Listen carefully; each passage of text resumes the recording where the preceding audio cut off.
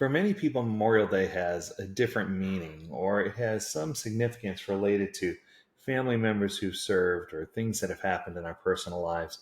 But Memorial Day is and should be a lot more than just a faded memory about an old pair of boots or an old jacket, or talking about someone who served in a Korean War, or World War II, or even some of the more recent, skirmishes, Operation Enduring Freedom, and those types.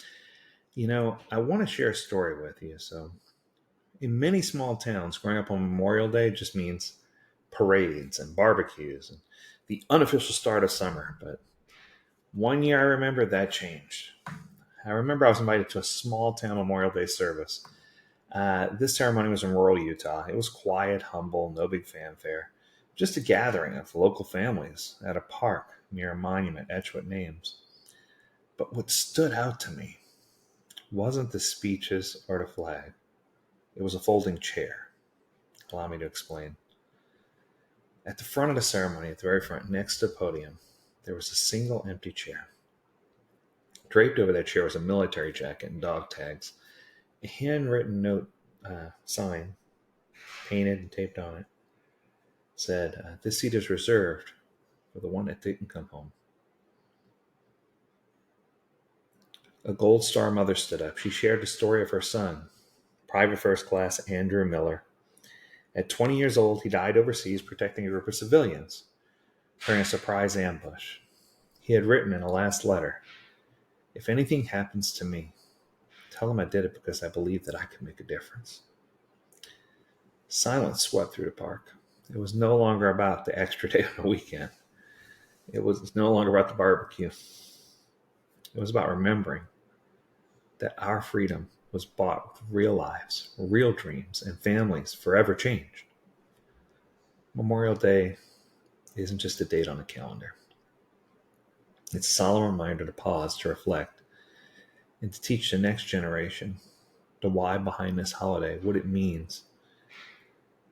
I know many people who are very negative when it comes to people who are in the military, people who are serving, people who are fighting. I know people who don't understand and people who get frustrated when this topic comes up. And I know that it's been politicized heavily. And we've seen presidents who are warmongers and presidents who are trying to stop wars and all types of political factions happening. My hope this year is that I don't care where you are, whether you're at the pool or the grill or enjoying time with your family, it doesn't matter, right? Do yourself a favor and leave an empty chair. Put it in a prominent place and let it remind you that there are people out there who gave everything. And there are families who live with that empty chair every day because of their absence. I didn't want this to be sad, so I'll leave you with this thought.